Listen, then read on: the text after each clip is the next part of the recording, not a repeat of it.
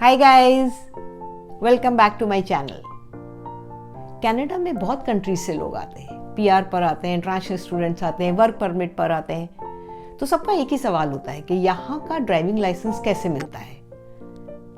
तो दो प्रोसीजर है। अगर आपके पास अपने कंट्री का ड्राइविंग लाइसेंस है तो कुछ हटके है, कुछ कंट्रीज का डायरेक्ट कन्वर्ट हो जाता है यहाँ के लाइसेंस में।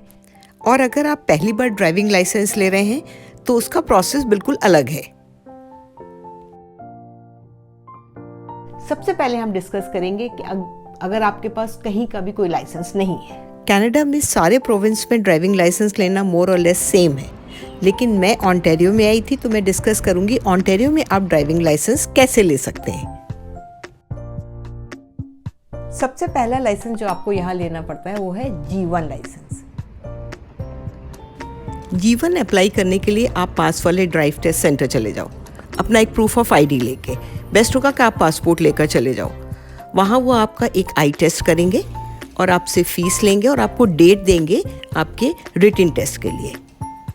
आप सेम डे भी नॉलेज टेस्ट दे सकते हो। ये written test rules of the road और ट्रैफिक साइंस के बारे में होता है। इसके लिए बुक ड्राइविंग सेंटर में मिलती है या आप ऑनलाइन भी प्रैक्टिस कर सकते हैं। जब आपको G1 लाइसेंस मिल जाता है तो आप एंटाइटल्ड हो जाते हो कि रोड पे आप ड्राइव कर सकते हो, लेकिन अकेले नहीं। उसके साथ में आपको या तो इंस्ट्रक्टर होंगे या जो सिखाने वाले हैं वो लोग होंगे, या आप जिसके पास 4 इयर्स का G लाइसेंस होता है उसके साथ बैठकर ही गाड़ी चला सकते हैं। G1 लाइसेंस से आपको ऑलमोस्ट 12 मंथ्स तक प्रैक्टिस करनी होती है, लेकिन अगर आपने ओंटारियो ड्राइविंग स्कूल ज्वाइन किया है और साथ साथ ड्राइवर एजुकेशन कोर्स किया है तो आपको ये ड्यूरेशन रिड्यूस होके 8 मंथ्स हो जाती है। इसका मतलब कि आप 8 मंथ्स के साथ पहला ड्राइव टेस्ट कर सकते हैं। G1 लाइसेंस के साथ जो आप अपना ड्राइव टेस्ट दे रहे हो तो एग्जामिनर चेक करता है कि आपकी बेसिक ड्राइविंग स्किल कैसी है, यानी टर्निंग लेफ्ट, राइट, स्टॉपिंग और पार्किंग। अगर आप ये ड्राइव टेस्ट क्लियर कर लेते हैं तो आपको मिलेगा G2 लाइसेंस। G2 लाइसेंस मिलने के बाद आपको कोई ज़रूरत नहीं कि आप एक्सपीरियंस ड्राइवर को अब साथ में बैठाएं। G1 और G2 दोनों के ड्राइविंग के टाइम आपका 0 ब्लड अल्कोहल लेवल होना चाहिए। कनाडा में लाइसेंसिंग प्रोसेस को ग्रेजुएटेड लाइसेंसिंग कहते हैं, ताकि टाइम के साथ साथ न्यू ड्राइवर्स प्रैक्टिस कर पाएं। G2 लाइसेंस के मिलने के बाद आपको 12 मंथ्स वेट करना होगा, फिर आपको एक और टेस्ट देना होता है। इस टेस्ट में आपकी एडवांस ड्राइविंग स्किल्स चेक करते हैं, जैसे कि हाईवे पे ड्राइविंग या पैरेलल पार्किंग वगैरह।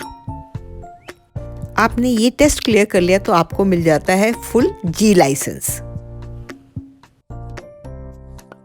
अगर आप किसी और दूसरे कंट्रीज से आए हैं और वहाँ आप ड्राइव करते हैं काफ़ी टाइम से, तो आप ट्राई कीजिए वहाँ से एक लेटर लेकर आइए कि जो कि यहाँ आप शो करिए।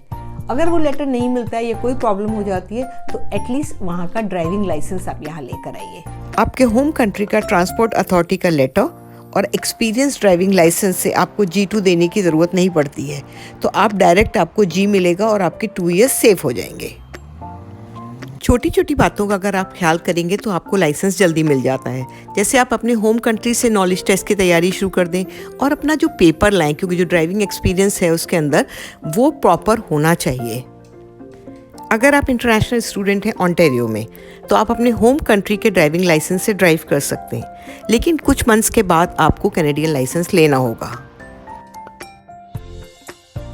कुछ कंट्रीज़ के ड्राइविंग लाइसेंस कन्वर्ट हो जाते हैं यहाँ के ड्राइविंग लाइसेंस में, उनकी लिस्ट है, आप चेक कर लीजिए, लेकिन इंडिया और यूएई का नहीं होता।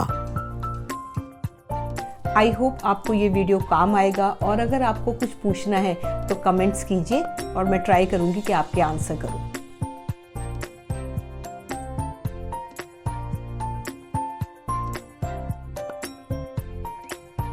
कंट्री चाहे कोई भी हो, रोड और साइंस थोड़े डिफरेंट होते हैं, वैसे ड्राइविंग करना मुश्किल नहीं है।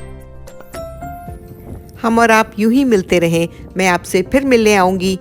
बाय।